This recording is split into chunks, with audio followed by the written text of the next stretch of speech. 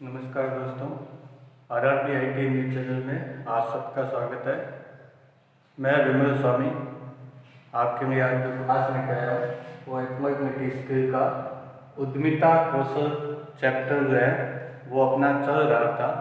उसका एक पार्ट अपने किया था जिसके अंदर उद्यमिता, स्वरोजगार, इसके फायदे और लास्ट में एक टॉपिक पढ़ा था अपने मार्केटिंग सर्वे। ठीक है, उसके आगे का ये पार्ट 2 है।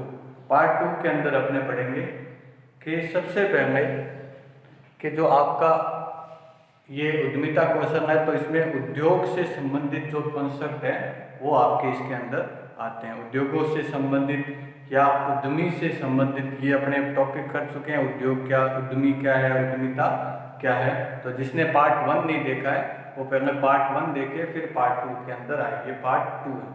तो इसके अंदर अपने जो मेन इसके अंदर है, एक तो अपनी परिभाषाएं वगैरह सब कुछ समझनी, उनके अर्थ समझनी।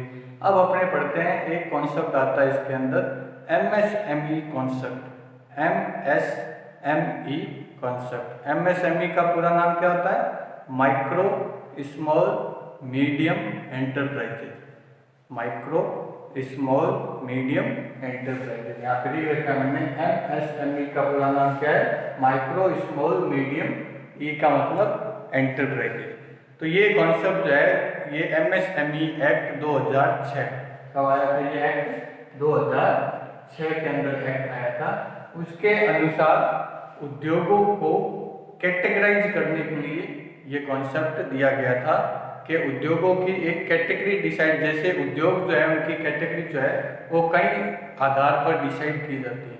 जैसे उनके द्वारा जो माल उत्पादित किया जा रहा है उस आधार पर भी उनको कैटेगराइज किया जाता है, कैटेगरी में बांटा जाता है। एक होता है कि उद्योग कहाँ पर स्थापित है, ग्रामीण क्षेत्र में है या आपके शहरी क्षेत्र में, उस आधार पर भी बांटा जाता है। तो अपने जो ये बांट रहे हैं वो MSME कॉन्सेप्ट ये कहता है कि मजदूरों की वहाँ पे कार्यस्थल पर मजदूरों की संख्या या काम करने वाले व्यक्तियों की संख्या और उसमें निवेश की गई पूंजी, उन दोनों के आधार को मानकर MSME कॉन्सेप्ट दिया गया है। तो MSME कॉन्सेप्ट के अंतर्गत अपने जो पढ़ेंगे कि माइक्रो एंटरप्राइजेस किसे कहते हैं, ठीक है, मीडियम एंटरप्राइजेस किसे कहते हैं और स्मॉल एंटरप्राइजेस किसे कहते हैं। माइक्रो, स्मॉल, मीडियम, ठीक है। किस आधार पर बांटा गया है ये? मजदूरों की संख्या और उस उद्योग में निवेश की गई पूंजी के आधार पर इनको बांटा गया, ठीक है। तो यहाँ पे अपने पढ़ते हैं। तो सबसे पहले MSME का पूरा नाम आपको पता चल गया।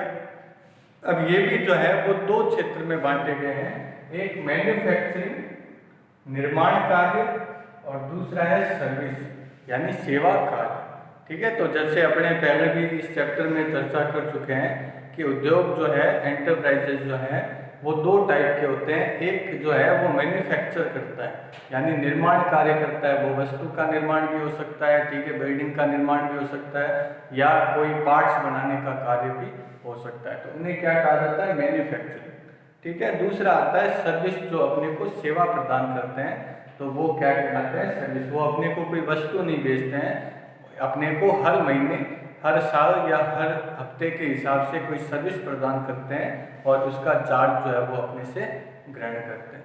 तो इसको 2 भागों में, MSME को भी 2 भागों में आगे बांटा गया है, एक मैन्युफैक्चरिंग एंटरप्राइजेज और दूसरा आपके क्या है? Service enterprises. यानी मैन्युफैक्चरिंग में भी क्या आएंगे? 3 आएंगे, माइक्रो, स्मॉल, मीडियम, और सर्विस के अंदर भी आपके 3 आएंगे, माइक्रो, स्मॉल, मीडियम, ठीक है। इनको किस आधार पर बांटा गया है? अपने अभी चर्चा की थी, मजदूर और कार्य करने वाले व्यक्तियों की संख्या और निवेश की गई पूंजी के आधार पर इनको बांटा जाता है, ठीक है। तो सिंपल सा इसको याद करने वाला ये कॉन्सेप्ट है, छोटा सा कॉन्सेप्ट है।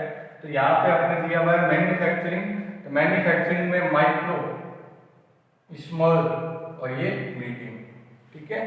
तो इसके अंदर आपके क्या है? 25 लाख तक यदि निवेश किया गया है, मशीनरी पे खर्च किया गया है, तो वो कौन सा है? आपके माइक्रो है। 25 लाख से 5 करोड़ तक किया गया है तो वो आपका क्या है? स्मॉल एंटरप्राइजेज है। और मीडियम कौन सा है? 5 से 10 करोड़ मीडियम एंटरप्राइजेज कहलाता है। ये किसके आधार पर बता रहा हूं मैं? ये आपके MSME एक्ट 2006 के अनुसार आपको बता रहा हूँ।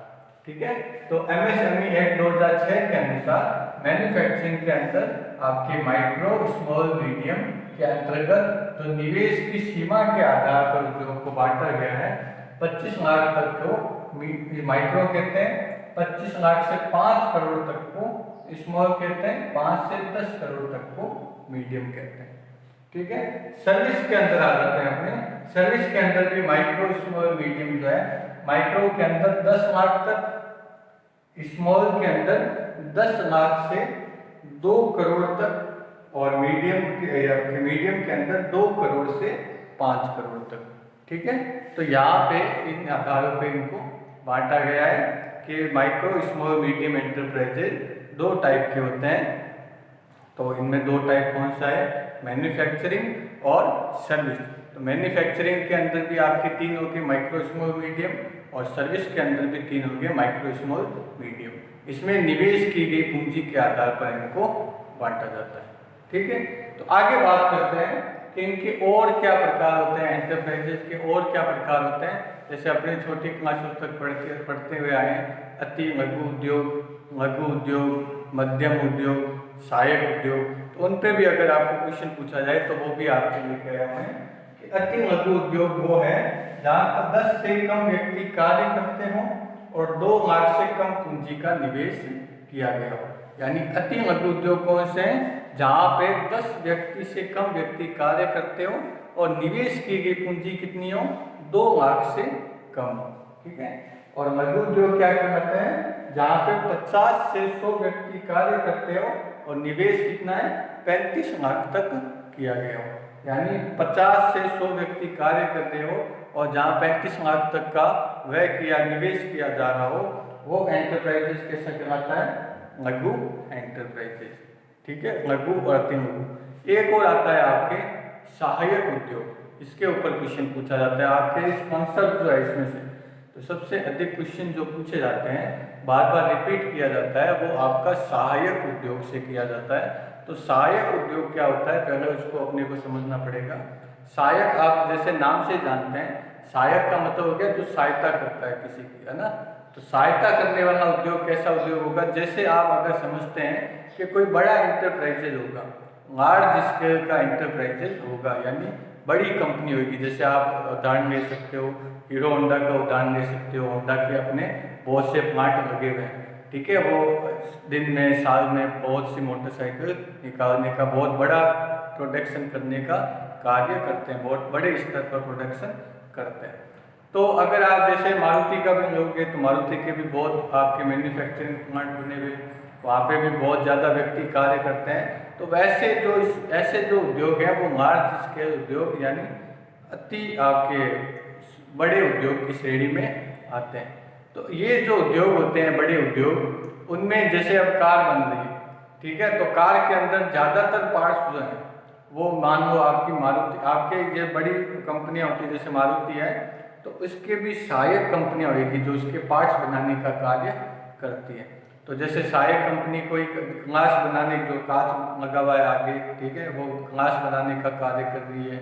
ठीक है, कोई इंडिकेटर बनाने का कार्य कर रही है, टायर बनाने का काम। तो ये क्या है, इनकी अलग फैक्ट्रियाँ होती है, इनकी अलग तरीके अलग फैक्ट्रियाँ होती है और वो एक जगह जाती है और वहाँ पे उनको पार्ट्स को असेंबल करके उस कार को बनाया जाता है। तो वो एक ही प्लांट के अंदर इतना काम नहीं हो सकता कि उसके एक छोटे से नट से लेकर बड़े टायर तक, उसके कांच तक, उसकी बॉडी तक, उसके अंदर जो पार्ट्स लग रहे हैं उन सारों को एक ही जगह पर बनाया जाए। तो इतनी बड़ी कंपनियां जो होती है, उन कंपनियों के छोटे छोटे जो छोटी कंपनियां होती है जो इनको पार्ट्स बनाकर उनकी सहायक कंपनियां कहलाती है। जो क्यों कहलाती है वो, क्योंकि वो उनको पार्ट्स बनाकर उन कंपनियों को उपलब्ध कराते हैं। तो ऐसी उद्योग सहायक उद्योग कहलाते हैं जो बड़े उद्योगों के लिए सहायता का कार्य करते हैं, यानी उनको कच्चे माल या आप कह सकते हो कि पार्ट्स उपलब्ध कराने का, मैंने आपको उदाहरण बता दिया, जैसे पार्ट्स जो है वो उपलब्ध कराने का कार्य करते हैं, उन्हें क्या कहा जाता है, सहायक उद्योग। उसमें निवेश की आपकी सीमा कितनी है, 45 लाख रुपए तक की पूंजी की निवेश सीमा यानी निवेश अगर इससे इतना हो गया है तो वो क्या कहलाएगा, आपके सहायक उद्योग की श्रेणी में आ जाएगा। ठीक है, तो सहायक उद्योग का कॉन्सेप्ट आप समझ गए होंगे। तो ये कॉन्सेप्ट जो है इसमें बेसिकली आपको याद ही करना पड़ता है कि इतने इसमें निवेश की सीमा क्या है, इसमें निवेश की सीमा क्या है। ठीक है, तो इनको आप, मैं अपनी बोर्ड से हट जाता हूँ, आप इसको एक पन्ने पर, एक इतना सा पन्ना लगेगा आपके, उसमें लिख सकते हो कि उनको याद कर सकते हो।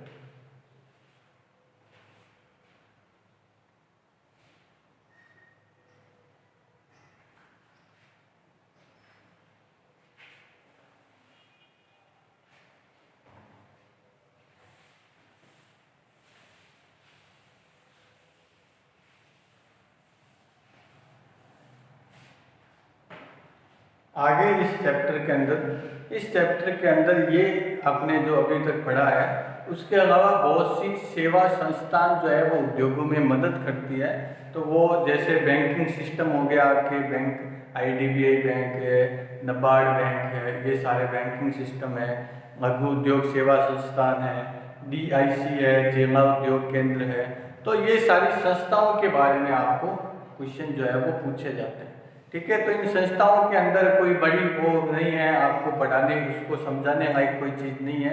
आपको नोट्स में उन सारी सेवा संस्थानों को मैंने लिखवा रखा है। ज़्यादातर उनको सेवा संस्थानों के पूरे नाम पूछे जाते हैं, जैसे DIC का पूरा नाम क्या है, तो डिस्ट्रिक्ट जिला उद्योग केंद्र, DIC का पूरा नाम क्या हो गया, जिला उद्योग केंद्र। तो इस तरीके से पूरे नाम, कब स्थापना की गई, क्या उद्देश्य था, ये आपके कॉन्सेप्ट जो है वो आपको याद करने हैं। तो इनको समझने लायक इसमें कोई चीज़ है नहीं, आप उसको याद कर सकते हैं। अपने ऑनलाइन क्लासेज ले रहे हैं तो उसमें अपने कोशिश करते हैं कि कम से कम समय में अधिक से अधिक जो चीज़ें समझाने लायक है वो समझाई जा सके। तो आपको ये चीज़ें जो है वो आपको बस बुक में, आपको कॉपी में मैंने लिखवा रखे हैं नोट्स के अंदर, शॉर्ट फॉर्म में उनके पूरा क्या नाम है, उनका उद्देश्य क्या है, ये सब आप पढ़ के कर सकते हैं। आगे अपने बात करते हैं उपभोक्ता फोरम। इसी चैप्टर के अंदर है आपके उपभोक्ता फोरम। उपभोक्ता फोरम एक्ट जो है, ये एक्ट भी है आपका, उपभोक्ता फोरम एक्ट जो है 1986 में आया गया था। उपभोक्ता फोरम एक्ट आपका 1986 के अंदर लाया गया था। इसमें उपभोक्ताओं को कुछ अधिकार दिए गए थे। उपभोक्ताओं को अधिकार दिए गए थे। ये कितने अधिकार थे? 6 अधिकार थे आपके। ठीक है, तो उपभोक्ता फोरम एक्ट जो है वो 1986 में पारित किया गया था, जिसमें उपभोक्ताओं को, उपभोक्ता यानी जो वस्तुओं का खरीदार है, उसको 6 अधिकार दिए गए थे। तो जैसे उपभोक्ता फोरम एक्ट का उद्देश्य क्या है, इसकी जरूरत क्यों पड़ी, तो आप जैसे देखते हैं कि कोई भी विज्ञापन देख लेते हैं और इस विज्ञापन जो है वो इतनी अच्छी तरीके से बनाया जाता है कि आप उस वस्तु को खरीदने के लिए उत्साहित हो। तो यहाँ पे विज्ञापन भी एक कॉन्सेप्ट आ जाता है कि विज्ञापन क्या है। विज्ञापन जो है उसकी परिभाषा आप क्या दोगे, विज्ञापन अपने देखते हैं लेकिन इसकी परिभाषा आप क्या दोगे, विज्ञापन क्या है। तो इसकी अगर आपको परिभाषा पूछी जाए तो आप इसका परिभाषा जो है वो नहीं दे पाओगे। आप देखते हो कि वो टीवी में जो चलता है वो विज्ञापन है, अखबार में जो आता है वो विज्ञापन है, इसकी परिभाषा क्या है। तो विज्ञापन की सबसे पहले अपनी परिभाषा समझ लेते हैं, क्योंकि विज्ञापन से ये कॉन्सेप्ट जो है वो थोड़ा बहुत जुड़ा हुआ है। तो विज्ञापन ये है कि कोई जो उद्योगपति है या नियोक्ता है या जो फर्म को चलाने वाला है या उत्पादित करने वाला है, तो वो व्यक्ति या संस्था जब अपने उत्पाद के गुणों को प्रसारित करता है तो उसे क्या कहा जाता है, विज्ञापन कहा जाता है। जैसे आप कोई भी वस्तु का विज्ञापन देखेंगे तो उसमें क्या बताया जाएगा, उसके गुणों को बताया जाएगा कि इसके क्या कार्य हैं, इसमें क्या क्या गुण हैं। तो उसे क्या कहा जाता है, विज्ञापित गुण। क्या कहा जाता है उसको, विज्ञापित गुण। किसी वस्तु के विज्ञापित गुण उसे आपके विज्ञापन के अंदर दर्शाया जाता है। यानी किसी संस्थान द्वारा अपने उत्पाद के उत्पाद के गुणों को प्रसारित करना क्या कहलाता है? विज्ञापन कहलाता है। और उसमें जो प्रसारित किए हैं उन्हें क्या कहते हैं? विज्ञापित गुण। ठीक है। तो उपभोक्ता जो है वो उपभोक्ता क्या करता है? विज्ञापनों के द्वारा ही उस वस्तु की विशेषताओं को जानता है। तो जैसे आप अगर कोई फ़ोन लेने जाते हैं, फ़ोन देखते हैं, तो आप क्या देखते हैं कि उसके अंदर रैम कितनी है, वो सारा आपके बॉक्स पे लिखा हुआ होता है, या आप टीवी में देखते हैं या ऑनलाइन परचेज कर रहे हैं तो उसके नीचे सारा उसके डिस्क्रिप्शन लिखा हुआ होता है कि इसके अंदर मेमोरी इतनी है, इसका प्रोसेसर ये है, इसकी स्क्रीन इतनी साइज की है, इसमें इतने इतने कैमरे लगे हुए हैं। तो ये सारे क्या है? विज्ञापित गुण। आपने अभी तक वो खरीदा तो नहीं है, ठीक है, आपने क्या देखा? उसके गुणों को देखा, वहाँ पे उस वस्तु के गुण क्या क्या है, और उस आधार पर आपने डिसाइड किया कि ये वस्तु मुझे खरीदनी है या नहीं। ठीक है। फिर आपने वस्तु खरीद ली और उस वस्तु के जो गुण दिए हुए थे वो नीचे वैसे उसके अंदर नहीं हो तो आपके साथ क्या होगा? धोखा होने की संभावना रहेगी। तो वहाँ पे आपको धोखा होने की संभावना बनी रहती है। कब? जब आप जो विज्ञापित गुण है, जो विज्ञापित गुण है उसके अनुसार अपनी वस्तु को नहीं पाते हैं तो आपके साथ धोखा होने की संभावना रहती है। तो उन्हीं को आपको ये अधिकार दिया गया है किस एक्ट के द्वारा? उपभोक्ता फोरम एक्ट 1986 के द्वारा आपको ये अधिकार दिए गए हैं। 6 अधिकार, उन 6 अधिकारों के बारे में भी अपने देखेंगे क्या क्या अधिकार अपने हैं। तो उसकी परिभाषा क्या है आपके उपभोक्ता फोरम एक्ट की? कि विज्ञापन में प्रसारित विज्ञापित गुणों के विभेद में यदि कोई वस्तु आपको दे दी जाती है तो उपभोक्ता फोरम एक्ट के अंतर्गत आपको 6 अधिकार जो है वो दिए गए हैं। तो अब आपको समझ आ गया होगा कि इस एक्ट की आवश्यकता क्यों पड़ी। क्योंकि विज्ञापित गुणों और वस्तु में जब अंतर आ जाता है तो आपको उस पे एक्शन लेने के लिए जो अधिकार दिए गए हैं वो इस एक्ट के अंदर दिए गए। तो वो कौन कौन से अधिकार हैं आपके? नंबर 1 अधिकार है उपभोक्ता शिक्षा का अधिकार। उपभोक्ता शिक्षा का अधिकार।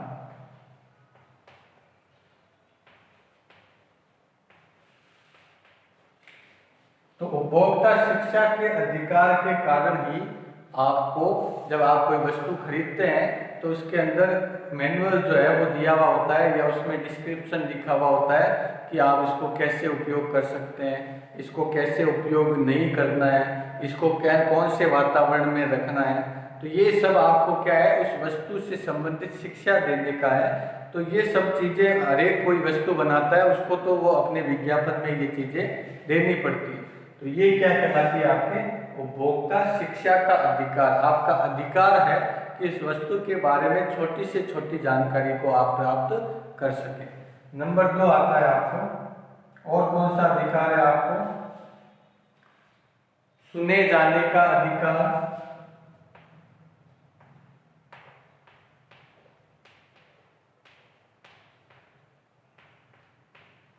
सुने जाने का अधिकार। तो सुने जाने का अधिकार का क्या अर्थ हुआ? कि जब आपको जो वस्तु दी गई है हो सकता है वो विज्ञापित गुण जो है वो सेम टू सेम उस वस्तु को कवर करते हैं, लेकिन आपको सुने जाने का भी अधिकार हो, यानी आपकी वस्तु जो है वो कुछ समय बाद डिफॉल्ट निकल जाए या कुछ समय बाद उसमें कोई ना कोई कमी आ जाए तो आपको इसकी शिकायत जो है वो वस्तु के उत्पादित करने वाले व्यक्ति या संस्था तक आप पहुंचा पाओ, उनको वो चीज़ जो है वो सुननी पड़ेगी। ठीक है। आपकी जो भी दुविधा है उस वस्तु को लेकर खरीदने के बाद, इस्तेमाल करने के बाद भी आपकी जो भी दुविधा है आप उसको उस वस्तु के बारे में कोई भी फीडबैक या उस वस्तु के बारे में आप जो जानकारी चाहते हैं या उसको सही कराना चाहते हैं या उसके बारे में जो आपके फॉल्ट आया उसको बताने का आपको अधिकार है। और यानी और उस संस्था को उसको सुनने के लिए पाबंद किया गया। इस अधिकार के तहत सुने जाने का अधिकार। नंबर 3 आता है आपकी हर्जाने की मांग का अधिकार।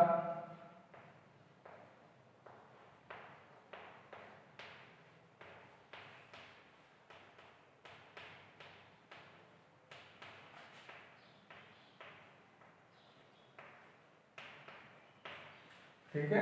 नंबर 4 है आपकी सूचित होने का अधिकार।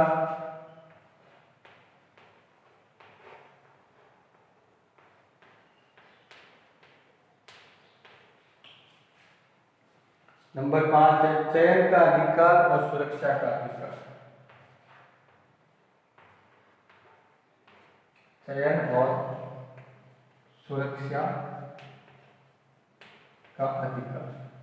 ठीक है, तो ये 6 अधिकार आपने 2 पढ़ने हैं। तीसरा क्या है, आप हर्जाना मांग सकते हैं, यानी आप उस वस्तु के बदले में आप दूसरी वस्तु जो है वो प्राप्त कर सकते हैं यदि वो डिफेक्ट निकल जाए, तो ये आपको अधिकार है। ठीक है, अगर ये जैसे ये 6 अधिकार आपको दिए गए हैं, अगला अधिकार भी पढ़ लेते हैं, सूचित होने का अधिकार, यानी आपको उस वस्तु से संबंधित हर एक सूचना जो है वो प्राप्त करने का अधिकार प्राप्त है। चयन का अधिकार, आपको चयन का अधिकार जो है वो दिया गया है। आप देखेंगे कि मार्केट में हर वस्तु जो है उसके कई प्रोडक्ट जो है वो आपके सामने उपस्थित रहते हैं, अलग कंपनियों के प्रोडक्ट जो है वो आपके सामने उपलब्ध रहते हैं। आप उसमें से कोई भी प्रोडक्ट जो है वो चयन कर सकते हैं, तो आपको चयन का अधिकार प्राप्त है। आपको सुरक्षा का अधिकार, कोई वस्तु डिफेक्ट है तो उस वस्तु से क्या है, आपके जान को या आपकी सुरक्षा को भी खतरा हो सकता है। कई वस्तु ऐसी होती है जिनसे, जैसे आप दवाई ले आते हैं, ठीक है ना, और वो दवाई जो है वो आपके स्वास्थ्य के लिए हानिकारक है, तो आपसे उसको सुरक्षा का अधिकार आपको प्राप्त है। यानी अगर आपके जीवन को उससे कोई डिफेक्ट पड़ता है तो आप, यदि उसमें कोई चेतावनी नहीं दी है, जैसे चेतावनी लिखी भी होती है, कोई भी ऐसी चीज़ होती है जिससे आपकी सेहत को नुकसान हो, तो वहाँ पे चेतावनी लिखना जो है वो आवश्यक हो जाता है। यदि चेतावनी न लिखी गई हो और आप उसका उपयोग कर रहे हैं, और यदि आपको कोई रोग, बीमारी या आपको सुरक्षा को खतरा पहुंचता है, तो आपको अधिकार है कि उस वस्तु से सुरक्षा पा सकें या हर्जाना मांग सकें या कोई भी उसके ऊपर डिमांड कर सके। तो ये सभी अधिकार जो है आपके, ये अधिकार जो है वो आपको वस्तु के चयन करने में सहायता करते हैं, या जो संस्था जो वस्तुएं बना रही है, या जो नियोक्ता या जो उद्योगपति जो वस्तु बना रहा है, वो अपने जो उत्पादित वस्तु है उसके विज्ञापित गुण हैं उसमें हेर फेर नहीं कर पाता और उसको आपको ज्यों से त्यों दे देता है। अगर आपको ये 6 अधिकारों का आपका हनन होता है किसी वस्तु को खरीदने के बाद, तो आप उपभोक्ता फोरम जो है, यानी उपभोक्ता फोरम क्या है, एक अदालत की तरह, एक अदालत की तरह है, यानी कोर्ट की तरह है। जिस तरह कोर्ट में आपको जाकर आप किसी के खिलाफ केस कर सकते हैं, किसी के खिलाफ मुकदमा कर सकते हैं, उसी तरह अगर आप किसी वस्तु के उपभोक्ता हैं, ठीक है, यहाँ पे ये लिखा हुआ है, हर एक यहाँ पे हर जगह लिखा हुआ है उपभोक्ता। यदि आपने उस वस्तु का उपभोग किया है तभी आप उसके उपभोक्ता कहलाते हैं। ये नहीं है कि कोई दूसरा व्यक्ति जो है उस वस्तु को खरीद रहा है और आप उसको वस्तु सही नहीं दिए, इसका जो है मुकदमा आप इस अदालत में जाकर कर सकते हैं। इसमें कौन मुकदमा कर सकता है, केवल उस वस्तु का उपभोक्ता। इसलिए आपको कहा जाता है कि कोई भी आप वस्तु खरीदते हैं तो उसका बिल जो है वो आपको लेना अनिवार्य है। तो यहाँ पे ये भी चीज़ आप ध्यान रखें कि आप किसी वस्तु को खरीदने पर उसका बिल अवश्य लें, तभी आप उसके उपभोक्ता माने जाएंगे। नहीं तो आपके पास कोई प्रूफ नहीं है कि आप उस वस्तु के उपभोक्ता हैं, उस वस्तु के लिए आपने कीमत जो है वो दी है। तो यहाँ पे आपको ये जो 6 अधिकार दिए गए, यदि इन 6 अधिकारों का हनन होता है आपके अनुसार, तो आप अदालत के अंदर जाकर उसके ऊपर मुकदमा कर आपकी जो भी परेशानी है उसका समाधान करवा सकते हैं, या आप उस वस्तु के बदले में हर्जाना की मांग जो है वो पूरी कर सकते हैं। जैसे आपने हर्जाना मांगा तो वो हर्जाना नहीं दिया, तो आप क्या करेंगे, तो आप उसके ऊपर मुकदमा कर किस एक्ट के अनुसार, उपभोक्ता फोरम एक्ट के अनुसार करके कार्य करवा सकते हैं। 6 अधिकारों का हनन होने से बच सकते हैं। ये आप एक बार लिख लीजिए स्क्रीनशॉट लेकर।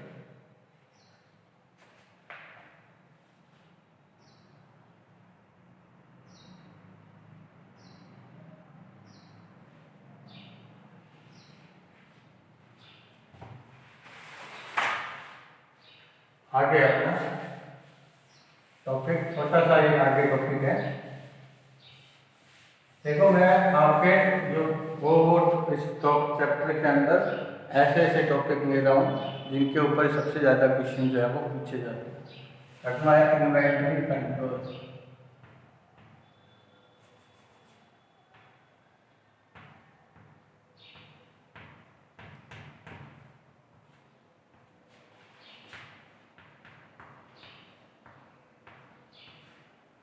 इन्वेंटरी कंट्रोल, तो इन्वेंटरी कंट्रोल आपके क्या है कि कच्चे माल से लेकर उत्पादित माल की रवानगी तक के सभी सामानों की सूची को इन्वेंटरी कहते हैं।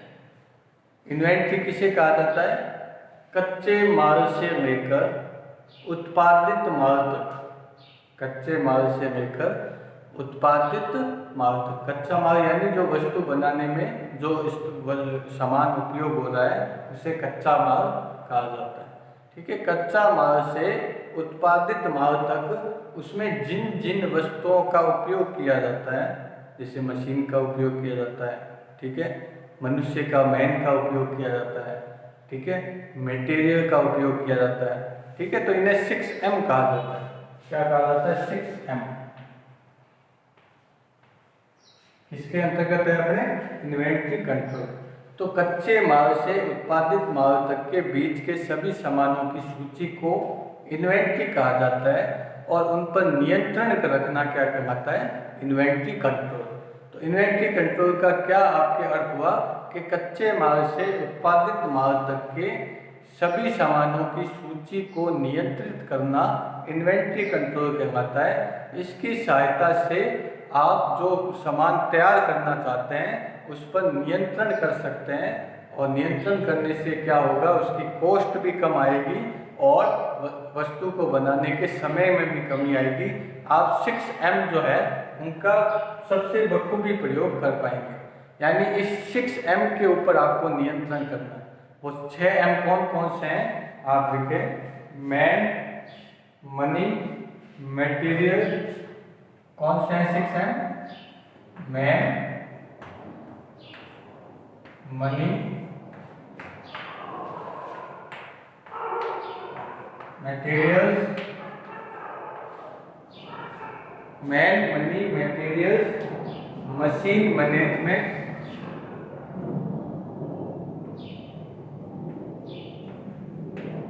मशीन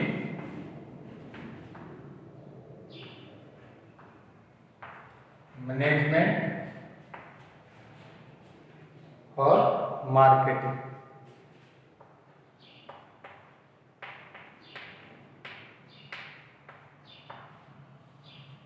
ये 6M है आपकी। ये क्या है? 6M है। M क्यों कहा जाता है? 6M क्यों कहा जाता है? सारों की स्पेलिंग जो है वो M से शुरू होती है।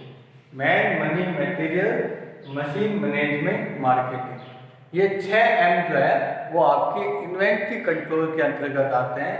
ये पूरा आपका एक कॉन्सेप्ट है, एक अवधारणा है जो क्या कहती है कि इन 6M पर अपने नियंत्रण करना। इन 6M का पर कंट्रोल का अर्थ क्या होता है? नियंत्रण करना। इन 6M के ऊपर अपने कंट्रोल करके अच्छे सामान को उत्पादित कर सकते हैं।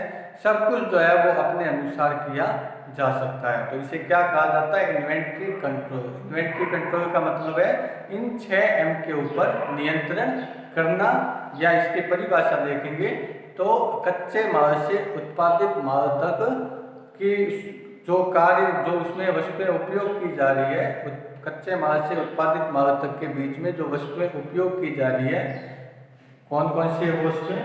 ये 6। उन सभी पे नियंत्रण करना क्या कहलाता है? Inventory control. समझ गए? तो ये आप 6 लिख लीजिए।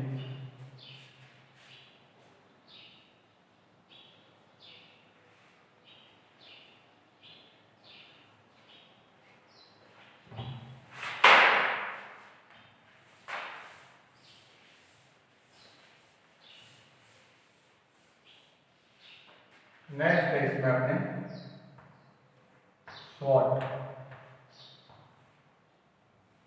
SWOT, SWOT कई बार पढ़ चुके हैं, ठीक है, लेकिन एक बार इसका थोड़ा सा इस चैप्टर के अंदर अपने चैप्टर वाइज चैप्टर चल रहे हैं रिवीजन में, तो इसको फटाफट से कर लेते हैं। SWOT एक अवधारणा है, एक तकनीक है जिसमें जो ये ऐसी टेक्निक है जिसके द्वारा अपनी संस्था के ऊपर अपने कोई एनालिसिस कर सकते हैं। ठीक है, उसको बेहतरी के लिए कुछ एनालिसिस कर सकते हैं। तो इसके अंदर किन चीज़ों का किसी संस्था के अंदर एनालिसिस किया जाता है? 4 चीज़ों का एनालिसिस किया जाता है। एस का मतलब होता है स्ट्रेंथ यानी शक्तियाँ,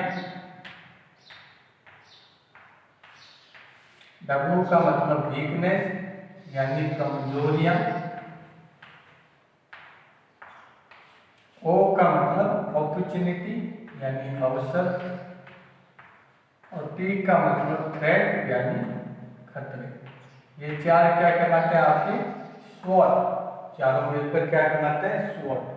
स्वॉट एक अवधारणा है जो अपने कार्यस्थल या अपनी जो ये संस्था है उसके ऊपर एक एनालिसिस करने की टेक्निक है, जिसके अंदर 4 चीज़ों का एनालिसिस किया जाता है: शक्तियों का, कमजोरियों का, अवसर का और खतरे का। ये दोनों जो है वो आंतरिक कारक हैं। आंतरिक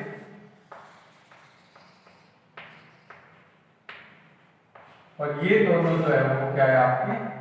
बाह्य कारक। आंतरिक कारक और बाह्य कारक, क्योंकि शक्तियां और कमजोरियां वो किसी संस्था के अंदर ही पाए जाते हैं। यानी उसकी कोई ना कोई उस संस्था की कुछ ना कुछ शक्तियां होगी और कुछ ना कुछ कमजोरियां होगी, और ये दोनों जो है उसी संस्था के अंदर ही से ही प्राप्त होगी, यानी उसी संस्था के अंदर ही होगी। यानी अपनी संस्था की शक्तियां और कमजोरियों को पहचानने का कार्य स्वॉट के अंदर किया जाता है, और ये दोनों जो है वो आंतरिक कारक होते हैं, यानी किसी संस्था के अंदर मौजूद रहते हैं। दूसरा है अवसर और खतरे। अवसर और खतरे जो है वो हमें हमेशा बाह्य वातावरण से प्राप्त होते हैं। जैसे अवसर प्राप्त हुआ कि कोई आपका जो कोई आप वस्तु जो बनाए, ठीक है ना, उसमें सरकार की कोई ऐसी पॉलिसी आ गई है या कोई ऐसा चेंज आ गया है जिससे कि जैसे अभी आप देखेंगे कि अभी कोरोना वायरस का सीजन चल रहा है, तो कई उद्योगों के लिए अवसर लेकर भी आया। जैसे आपके जो इसमें दवाई उपयोग की जाती है, मलेरिया, डेंगू, इनकी उपयोग की जाती है। मलेरिया की वैसे दवाई उपयोग की जाती है, तो वो दवाई जो उत्पादित कर रही है उस कंपनी, जो कंपनी उसको उत्पादित कर रही है, उसके लिए ये कोरोना जो संकट है वो भारी संकट है। उस कंपनी के अंदर तो नहीं था ये संकट, ये कहाँ से प्राप्त हुआ? उसको बाहर से प्राप्त हुआ है। तो ये कोरोना संकट उसके लिए क्या लेके आया? अवसर लेके आया। उसके लिए अवसर लेके आया है कि वो और अधिक माल का प्रोडक्शन करे और उसको बाजार में बेचे। तो उससे क्या होगा? अधिक प्रोडक्शन होगा तो आपके अधिक उत्पादन होने से क्या होगा? उस कंपनी को अधिक फायदा होगा। तो अवसर और खतरे दोनों कहाँ से प्राप्त होते हैं? बाह्य वातावरण से। जैसे कोरोना काल में कई उद्योगों के ऊपर मांग जो है, डिमांड जो है वो कम हो गई है, तो ये भी क्या है? बाहर के वातावरण से उन्हें प्राप्त हुआ है, तो ये क्या है? उनके लिए खतरा उत्पन्न हुआ है। ठीक है, तो खतरे और अवसर जो है वो दोनों भी बाहरी वातावरण से प्राप्त होते हैं। अब आता है एक और कॉन्सेप्ट, शक्तियां और अवसर जो है वो सहायक का कार्य करते हैं। सहायक का कार्य करते हैं, और वीकनेस और जो कमजोरी है वो आपके खराब कारण है, यानी वो असहायक है, यानी उसके कारण जो है नुकसान होता है। असहायक का कार्य करते हैं। तो शक्तियां और अवसर किसी संस्था के अंदर आंतरिक कारक के अंदर उपस्थित उसकी शक्तियां और उसको बाहरी वातावरण से प्राप्त होने वाले अवसर दोनों उस उद्योग को आगे बढ़ाने में क्या होते हैं? सहायक होते हैं। इसलिए इन्हें क्या कहा जाता है? सहायक कारक। और जो कमजोरियां और खतरे होते हैं वो उनको पीछे ले जाने का कार्य करते हैं, इसलिए इन्हें क्या कहते हैं? असहायक, या आप कुछ और वर्ड भी इसके ऊपर इस्तेमाल कर सकते हैं। ठीक है, जो सहायक नहीं हो वैसे अब दोनों जो है वो कारक हैं। ठीक है, तो यहाँ पर अपने इस कॉन्सेप्ट को समझा, इस कॉन्सेप्ट के ऊपर एक क्वेश्चन जरूर आएगा। ठीक है, आंतरिक बाह्य का आ सकता है, सहायक का, सहायक का आ सकता है, इन चारों के ऊपर भी कुछ पूछा जा सकता है। तो आप इसको सही तरीके से तैयार रखिए, एक क्वेश्चन आपका तैयार रहेगा।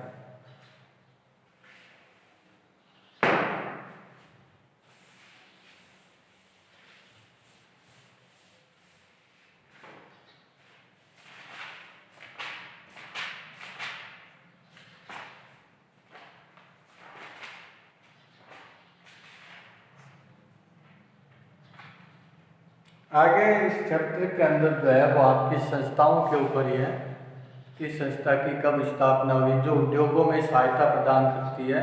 तो उन संस्थाओं के बारे में अपने मैंने आपको हर एक संस्था का हर एक का लिखा रखा है, वो आप कॉपी से याद कीजिएगा, क्योंकि वो अगर अपने करेंगे तो उसका कोई समझाने लायक उसमें कोई चीज़ भी नहीं है, उनको याद करने लायक ही है।